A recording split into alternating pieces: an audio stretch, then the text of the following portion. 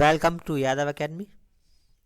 और R S Agarwal की book हम सॉल्व कर रहे थे। जो जमीन अंक गणित थे आर एस अग्रवाल की बड़ी वाली बुक, उसे हम सॉल्व कर रहे थे। और जो चैप्टर हम सॉल्व कर रहे थे वो था हमारा संख्या पद्धति। तो नंबर सिस्टम वाला हम चैप्टर सॉल्व कर रहे थे और एक्सरसाइज हमारी चल रही थी 1A वाली एक्सरसाइज हम सॉल्व कर रहे थे। क्वेश्चन 100 तक के क्वेश्चंस हमारी पिछली वाली वीडियो में हो गए थे, तो 100 के बाद वाली क्वेश्चंस हम इस वाली वीडियो में करेंगे। और जो किताब सॉल्व कर रहे हैं वो है हमारी 2020 का एडिशन। तो आप क्वेश्चंस देखते हैं। ये 101वां क्वेश्चन है। इसमें कह रहा है एक संख्या को क्रमशः 9, 11 और 13 से विभक्त करने पर 8, 9 और 8 शेष बचते हैं। यदि विभाजकों के क्रम को उल्टा कर दिया जाए तो शेष क्या बचेगा। तो इस क्वेश्चन में कह रहा है कि पहले एक संख्या थी, उसे उसने 9 से भाग दिया। उसके बाद जो उसका भागफल आया उसमें 11 से भाग दिया। और उसके बाद जो उसका भागफल आया उसमें उसने 13 से भाग दिया। तो अगर इसे इस तरीके से ले लिया जाए कि हमने जो संख्या है वो मान ली ए है, संख्या हमारी ए है, ठीक है। तो सबसे पहले उसने ए में 9 से भाग दिया, 9 से भाग दे रहा है, ये हमारी संख्या हो गई। और ये हमारा हो गया यहाँ पे शेष लिखते हैं। तो जब उसने 9 से भाग दिया तो जो इसका शेष है वो 8 बच रहा है। तो 9 से भाग देने पे 8 शेष बच रहा है। और भागफल हमारा मान लो बी बार गया।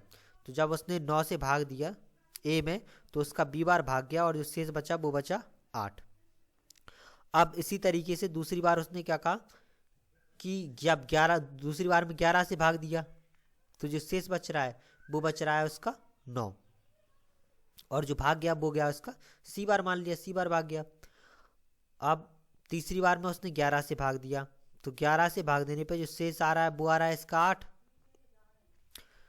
और जो भागफल आ रहा है वो हमने सबसे लोएस्ट ले लिया। तो यहाँ पे भागफल तो हमें दिया नहीं है, कुछ भी मानने के लिए हम कुछ भी मान भी सकते। तो इसमें हमने लोएस्ट मान लिया, यानी कि जो मिनिमम संख्या है वो एक बार मान लिया, यानी कि जब सी में भाग दिया तो एक बार भाग गया और ये हमारा 8 शेष बचा, ठीक है। तो जो हमारा भाज्य होता है वो होता है हमारा भागफल गुणे भाजक और प्लस में शेषफल। तो अगर इस सी की बात की जाए तो जो सी होगा वो इन दोनों के मल्टीप्लाई का कर देंगे और इस शेषफल को जोड़ देंगे। क्योंकि जब 13 का भाग हमने सी में दिया तो एक बार गया और 8 इसका शेष बचा। तो सी हो जाएगा 13 गुणे 1 प्लस का 8। तो ये हो जाएगा 13 प्लस 8। तो 13 में 8 जोड़ देंगे तो ये हमारा हो जाएगा 21। तो सी आ जाएगा 21। अब जो बी के लिए 11 का भाग हमने बी में दिया था तो सी बार भाग गया था और 9 शेष बचा था। तो जो बी होगा वो हो जाएगा 11 गुणा 21 और प्लस का 9। तो 11 और 21 का मल्टीप्लाई कर लेंगे तो हो जाएगा 231 प्लस 9। तो ये आ गया 240। ये आ गया बी। अब ए की बात की जाए तो 9 का भाग बी में 9 का भाग ए में दिया था हमने, बी बार गया था और इसमें 8 शेष बचा था। तो ये हमारा हो जाएगा 9 गुणे बी है हमारा 240 और प्लस में 8 शेष बचा था। तो मल्टीप्लाई कर देंगे तो ये 216, तो 10 और प्लस 8, तो ये हो गया हमारा 2168। तो जो संख्या है वो हमारी निकल आई 2168। अब वो कह रहा है कि विभाजकों के क्रम को उल्टा कर दें तो जो शेष होंगे वो क्या क्या होंगे। तो संख्या तो हमारी 2168 है, लेकिन जो इनका क्रम है भाग का वो उल्टा कर दिया। यानी कि सबसे पहले भाग दे रहे थे 9 से, 11 से, फिर 13 से। तो अब वो जो पहले भाग देंगे वो देंगे 13 से, फिर 11 से, इसके बाद फिर 9 से। तो पहले 13 से भाग देंगे तो ये हमारा जाएगा 166 बार और जो शेष बचेगा वो बचेगा हमारा 10। इसके बाद में 11 से भाग देंगे तो ये हमारा चला जाएगा 15 बार और जो शेष बचेगा वो बचेगा 1। और इसके बाद अब 9 से भाग देंगे तो ये जाएगा 1 बार और शेष बच जाएगा हमारा 6। तो जो शेष बचे वो आ गए हमारे 10, 1 और 6। तो जो उल्टे करने पर जो शेष बचेगा वो आ जाएगा 10, 1 और 6। इसमें कह रहा है कि 17 की पावर 200 को 18 से भाग देने पर शेषफल क्या होगा। ठीक है, तो यहाँ पे हमारा 17 की पावर 200 तो सबसे पहले एक कॉन्सेप्ट रहता है कि कभी भी अगर x की पावर n, x की पावर में n हो तो x की पावर n माइनस वन है। जैसे ये x की पावर n माइनस वन है, x की पावर माइनस वन हो और n एक सम संख्या हो, n जो हो वो सम संख्या हो, तो x की पावर n माइनस वन हमेशा x माइनस वन से, x प्लस वन से और x माइनस वन से विभाजित होगा। तो ये x प्लस वन से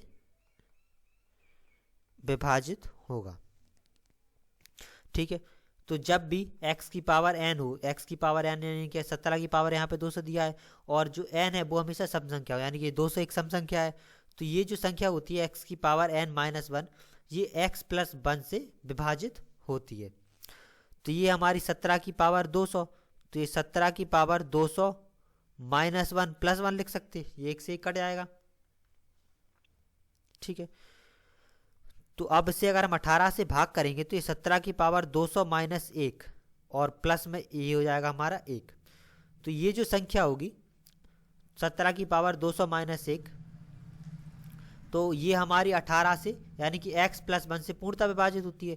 तो x प्लस वन से यहाँ पे मतलब है x प्लस वन, x है हमारा 17, तो 17 प्लस एक यानी कि ये 18 से पूर्णतः विभाजित होगी। तो 17 की पावर 200 माइनस एक है, तो ये तो हमारी 18 से विभाजित हो जाएगी, ये तो 18 से विभाजित हो जाएगी। अब ये एक बचा, ये एक विभाजित नहीं होगा, तो जो संख्या आ जाएगी तो ये हमारी पूरी 18 से विभाजित हो गई, और ये एक जो बचेगा ये हमारा बचेगा शेष। एक ये प्लस में बचा, ये शेष बच रहा है, तो ये हमारा हो जाएगा शेष।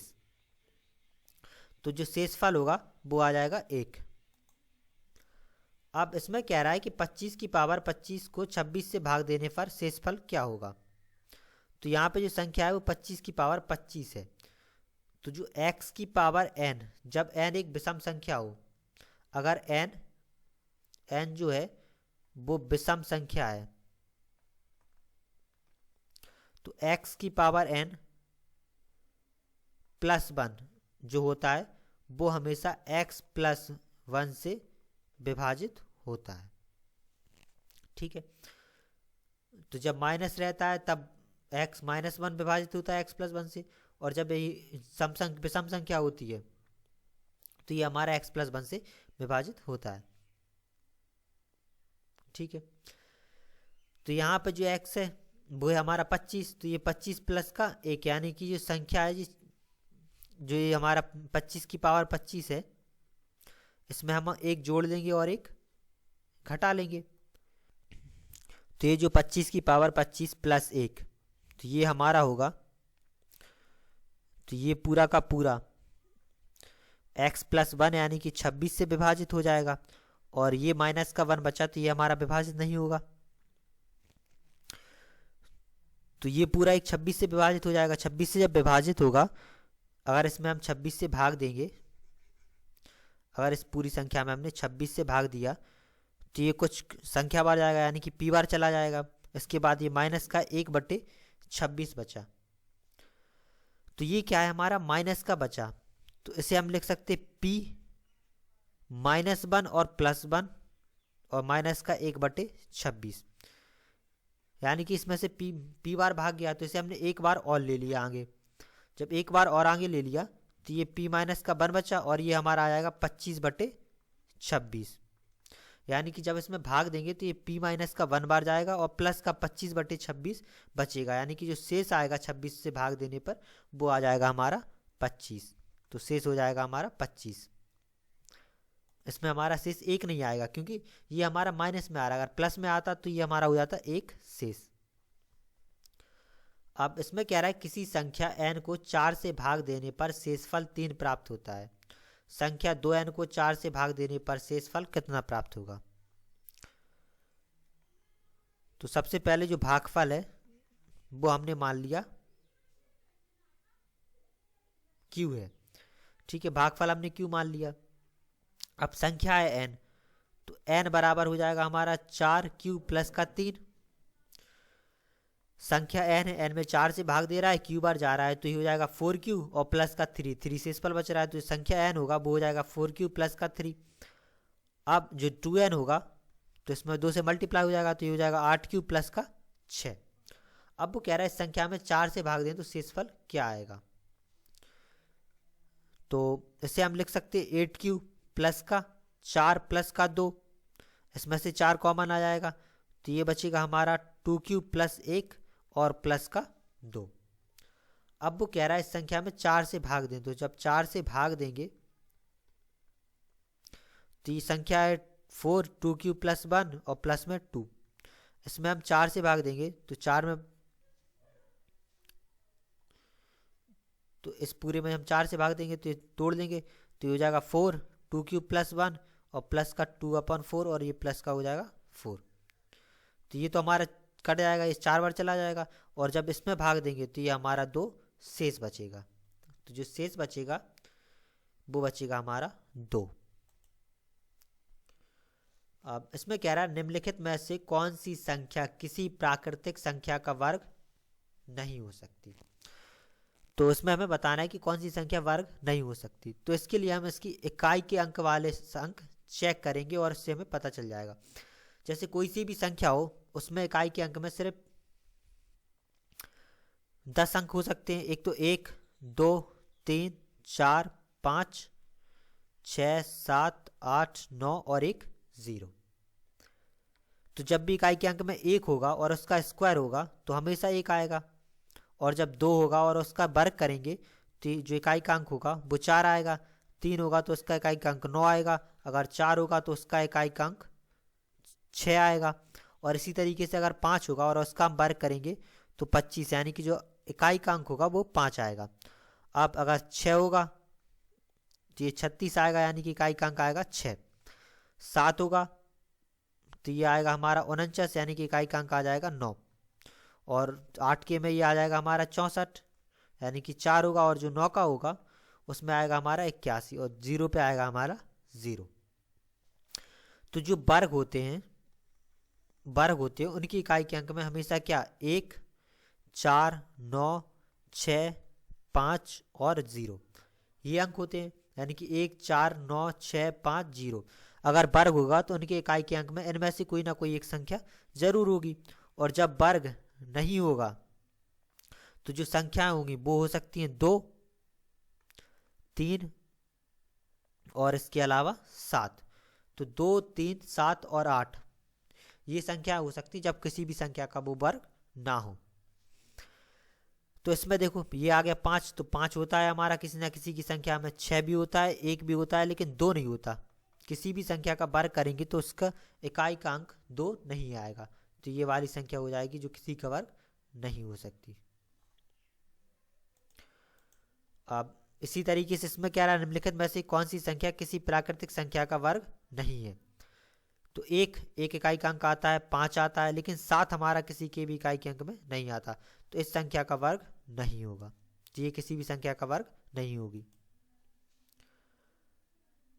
अब जो यहाँ से कुछ क्वेश्चन शुरू हो रहे हैं, और मैं जैसे यहाँ पे दिया है कि ये संख्या है, इसमें स्टार के अल्पतम मान क्या होगा जिससे प्राप्त संख्या 9 से पूर्णतः विभक्त हो। तो यहाँ पे जितनी भी है वो पूर्णतः विभक्त वाली है। अगर कभी भी कहे वो कि 2 से पूर्णतः विभक्त, तो जब भी कोई भी संख्या 2 से पूर्णतः विभक्त जब होगी जब वो क्या सम संख्या हो, सिंपल सी बात है, 2 से जब होगी जब सम संख्या हो, उसके जो आखिर में हो इकाई का अंक हो वो 0, 2, 4, 6 और 8 इनमें से कोई से भी हो, तो वो दूर से पूर्णतः विभक्त हो जाएगी। और कहे वो 3 से पूर्णतः विभक्त हो, तो 3 से पूर्णतः विभक्त होने के लिए जो इसके अंकों का योग रहता है वो 3 से विभाजित होना चाहिए। तो जो अंकों का योग होगा, अंकों का योग 3 से विभाजित होना चाहिए, यानी कि इन सबको अगर हम जोड़ दें जो संख्या दी है तो उसके अंकों का योग 3 से विभाजित होना चाहिए, तो वो संख्या 3 से विभक्त होगी। और अगर कहे वो 4 से पूर्णतः विभक्त, तो 4 से विभक्त होने के लिए जो संख्या है आखिरी के 2 अंक हैं, आखिर के जो 2 अंक होंगे वो हमारे 4 से विभक्त होने चाहिए। जैसे कोई भी संख्या होगी 5, 4, 6, 7, 8, तो ये आखिरी की ये 2 अंक हैं, ये हमारे 4 से विभक्त होने चाहिए। अगर ये 4 से भागन में चला जाएगा तो ये संख्या हमारी 4 से पूर्णतः विभक्त होगी। अब कहे 5 से विभक्त, 5 से विभक्त के लिए लास्ट में 0 हो या 5 हो, ये हमारे आखिर में अंक होने चाहिए, यानी कि इकाई के अंक 0 या 5 होने चाहिए। फिर कहे वो 6 से विभक्त हो, तो 6 से विभक्त के लिए 2 से भी विभक्त हो और 3 से भी विभक्त हो, तो वो हो जाएगी 6 से विभक्त। अब इसके बाद कहे वो 8 से विभक्त हो, ठीक है, तो 8 से विभक्त के लिए जो संख्या होती है तो उसमें क्या है, आखिर के 3 अंक, जो 3 अंक हैं आखिर के, वो 8 से विभाजित होने चाहिए। इसके बाद अगर 9 से विभक्त कहे, 9 से विभक्त, तो जो अंकों का योग होगा वो 9 से विभक्त होना चाहिए, ठीक है। अब 10 की बात करें तो लास्ट में 0 होना चाहिए इकाई का अंक, तो 10 से विभक्त होगा। इसके बाद अगर 11 से विभक्त कहें, तो अब जो 11 से विभक्त होता है उसमें क्या होता है कि जो संख्या रहती है उसकी सम और विषम अंकों का योग, जैसे हमारे पास कोई संख्या है 3, 4, 6, 7, 8, 9, ये हमारे पास संख्या है, तो ये इसकी कौन से, ये अंक हो गए, ठीक है। तो एक प्लेस छोड़ के जो अंक है इनका योग, यानी कि जो सम अंक हैं, सम संख्या पे जितने भी अंक हैं, कहने का मतलब एक अंक छोड़कर एक, तो इनका योग, और माइनस जो विषम अंक विषम स्थान पर संख्या है, यानी कि जो विषम स्थान पर अंकों का योग और माइनस का सम स्थान पर अंकों के योग, ये है वो हमेशा किससे, 11 से विभाजित होना चाहिए। यानी कि हमारा 3 प्लस का 6 प्लस का 8 और प्लस का 9, ये इनका योग, और माइनस इसमें से अगर हम 4, 7 और 7, तो 4 प्लस का 7 प्लस का 7, इसे घटा देंगे तो ये हमारा 11 से विभाजित होना चाहिए। तो जो संख्या है वो 11 से विभाजित होगी, वरना नहीं होगी। अब क्वेश्चन पे आते हैं। इस क्वेश्चन में हमारा वो कह रहा है कि जो संख्या है उसमें इस स्टार के स्थान पर क्या लिखा जाए, अल्पतम मान, ताकि ये संख्या 9 से विभाजित हो जाए। ये संख्या है हमारे पास, तो संख्या है 7, 6, 3, 5, हमने स्टार की प्लेस में मान लिया x लिख ले रहा है, +1, तो ये संख्या हमारी 9 से विभाजित होनी चाहिए। तो जो 9 से विभाजित होने के लिए है वो है इन सब का योग 9 से विभाजित हो जाना चाहिए, तो योग कर लेंगे अंकों का योग, +3 +5 प्लस का x प्लस 1, तो ये हमारा 9 से विभाजित हो जाना चाहिए। इसके सारे के सारे अंकों को हम जोड़ लेंगे, तो जोड़ने पे ये हमारा हो जाएगा 22 + x बटे 9। तो जब 9 का भाग इसमें देंगे तो x का मान हमारा निकल आएगा, यानी कि ये 22 है तो 9 × 27, यानी कि इस पूरे संख्या को 27 होना चाहिए। तो जो x का न्यूनतम मान आ जाएगा वो आ जाएगा हमारा 5, क्योंकि x 5 होगा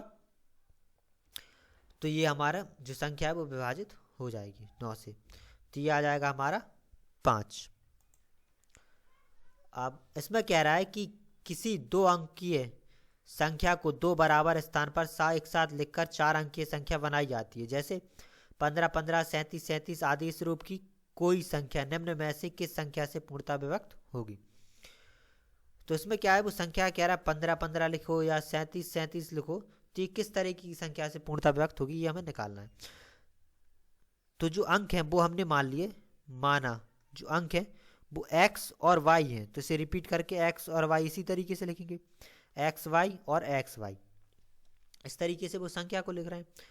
और अगर इस संख्या को हम तोड़ें तो इसे लिख सकते हैं हम 1000x प्लस ये हमारा हो जाएगा 100y प्लस ये हमारा हो जाएगा 10x प्लस का y, इन सब के स्थानीय मान संख्या हम इसी तरीके से लिख सकते हैं। जैसे हमारे पास लिखा होता है 513, तो इसे हमने बचपन में सीखा होगा कि इसे लिखते 500 + 10 प्लस का 3, इस तरीके से लिखते, ये असल में इनके स्थानीय मान रहते। तो स्थानीय मान का योग हमेशा संख्या के बराबर होता है। तो ये हमारा 1000x हो जाएगा, ये 100x हो 100y हो गया, ये 10x और ये प्लस का y हो गया। अब इसमें से हम 100 कॉमन ले लेंगे तो ये बचेगा 10x प्लस ये यहाँ पे 100 आएगा 10x प्लस का y, और ये प्लस इसमें एक कॉमन ले लेंगे तो ये हो गया 10x प्लस का y। तो इन दोनों में से हमारा 10x प्लस वाई कॉमन आ जाएगा, तो यहाँ पे ये आ जाएगा हमारा 100 प्लस 1, तो ये हो गया 10x प्लस वाई और गुणा में हो गया 101। तो इस संख्या में 101 से भाग चला जाएगा, तो जो संख्या है वो 101 से हमेशा विभक्त होगी। इस तरीके से जितनी भी संख्याएं बनेंगी। तो अब इसमें कह रहा है यदि p और q अंक निरूपित करें तो कथन 5p9 प्लस का 327 और प्लस में 2q8 बराबर में 1114 में q का संभव अधिकतम मान क्या होगा। तो सबसे पहले ये हमें दिया है 5p9, यहाँ पे p एक अंक है और ये हमारा 327 प्लस का 2q8 बराबर में है 1114। इस 327 के बराबर किस तरफ ले आएंगे तो ये हो गया हमारा 5q9 प्लस का 2q8 बराबर में हो जाएगा 1114 माइनस का 327। तो इसमें से इसे घटा लेंगे, और अगर हम इन दोनों संख्याओं के अगर हम स्थानीय मान लिख सकते, जैसे ये हमारा 5p और 9 है तो इसे हम लिख सकते 500 प्लस का 10p और प्लस का 9, तो ये संख्या आ जाएगी। प्लस इसे लिख सकते हैं हम 200 प्लस का 10q प्लस का 8, तो बराबर में, और इन दोनों में को हम घटा लेंगे, ये हमारा 327 था तो ये बचेगा हमारा 787, ये आ गया। ये 10p है प्लस का ये हमारा बचा 10q प्लस ये दोनों जोड़ देंगे, जोड़ने इन सबको बराबर के उस तरफ ले आ रहा है, तो ये हो गया हमारा 787 माइनस ये 500 इस तरफ आएगा तो ये माइनस का 500 हो गया, 200 इस तरफ जाएगा तो ये माइनस का 200 हो जाएगा, ये माइनस का 9 है और ये माइनस का 8 है, ये आ गया। तो ये हो गया हमारा 10p प्लस 10q बराबर, तो ये 787 हो गया, ये 500 200 माइनस का 700 हो गया, घटा देंगे तो ये बचेगा हमारा 87 माइनस ये बचा हमारा 17। तो ये 10p प्लस 10q बराबर में हमारा आ गया 70। ठीक है, इसमें 10 कॉमन ले लेंगे तो ये बचेगा हमारा p प्लस q बराबर में आ गया 70, ये 0 से 0 कट गया, तो p प्लस q बराबर में आ गया 7। अब वो कह रहा है q का संभव अधिकतम मान, तो q का मान अधिकतर संभव मान चाहिए उसे अधिकतम, तो q अधिकतम जब होगा, q अधिकतम जब होगा जब p सबसे कम हो, तो p सबसे कम जब होगा जब p बराबर में हो 0, अगर p बराबर में हम 0 रख देंगे तो q बराबर में हमारा आ जाएगा 7, तो जो अधिकतम संभव मान होगा वो आ जाएगा इसका 7। अब इसमें कह रहा है कि 50 27 89 में कम से कम क्या जोड़ा जाए कि योगफल 4 से विभाजित हो जाए। तो इस सवाल को करने के दो तरीके हैं, एक तो हम 4 का भाग दें, ठीक है, तो इसके बाद एक शेष बचेगा, उस शेष को हम 4 में से घटा दें, तो कम से कम क्या जोड़ा जाए, जो पिछली वाली वीडियो में हमने जो क्वेश्चंस किए थे ये उसके हिसाब से हो जाएगा। दूसरा 4 से पूर्णतः विभाजित जब होती है जब इसके आखिर के दो अंकों में 4 से भाग चला जाए, तो इसके आखिर के दो अंक है हमारे 89, ठीक है, तो 89 में 4 से भाग जाना चाहिए, तो 4 से भाग देंगे तो ये हमारा 4 दूनी 8, ये 9 बचा, तो ये बचा हमारा एक शेष, तो इसमें एक शेष बच रहा है।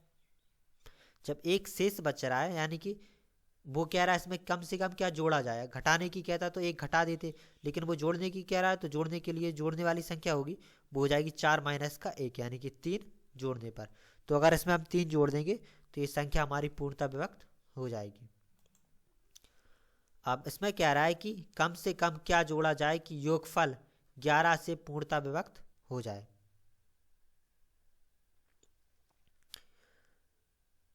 तो इसे भी करने के दो तरीके हैं, एक तो 11 से सिंपली भाग दे दो, दूसरा इसमें मान लें कि हम x जोड़ देंगे तो जो आखिरी की संख्या है वो कुछ और हो जाएगी। तो इसमें सबसे बढ़िया है 11 से भाग दे ले रहे हैं, जब 11 से भाग देंगे तो ये हमारा है 80 36 42, तो 7 बार जाएगा तो ये आ गया हमारा 77, ये 3 बचा, 3 बार चला जाएगा तो ये 33, अब ये 6 एक 0 बढ़ा देंगे तो ये आ गया 4, अब ये 5 बार जाएगा तो ये हो गया 55, ये बचा 9 2, 8 बार जाएगा तो ये आ गया 88, ये शेष बचा हमारा 4। तो जो शेष बचा वो बचा 4। तो जो जोड़ने पर जो जोड़ने होगी के लिए संख्या चाहिए होगी वो हो जाएगी हमारी 11 माइनस का 4, तो ये आ जाएगा 7। तो इसमें 7 जोड़ देंगे तो ये हमारी संख्या पूर्णतः विभक्त हो जाएगी। अब इसमें क्या रहा है कि मैं लुप्त संख्या ज्ञात करें ताकि यह 11 से पूर्णतः विभक्त हो जाए। तो संख्या है हमारे पास 1 5 6 x 9 4 2। तो स्टार के प्लेस पे हमने x मान लिया। अब ये संख्या क्या है 11 से पूर्णतः विभक्त हो। तो 11 से जो पूर्णतः विभक्त के लिए रूल रहता है वो क्या रहता है, जो विषम अंक के योग है और जो सम अंकों का योग है इन दोनों का अंतर 11 से विभाजित हो जाना चाहिए। तो ये हमारा 1 है 6 है फिर इसके बाद 9 है और ये 2 है, तो ये आ गया। और दूसरा वाले संख्या है वो है हमारी 5 x और 4। तो ये 5 प्लस x प्लस 4 हो जाएगी। तो इन सबको जोड़ देंगे तो ये 10 और ये हमारा हो गया 18 माइनस ये हो जाएगा हमारा 9 माइनस एक्स। तो ये आ गया 9 माइनस एक्स। तो ये 9 माइनस का x संख्या हमारी 11 से विभक्त हो जानी चाहिए।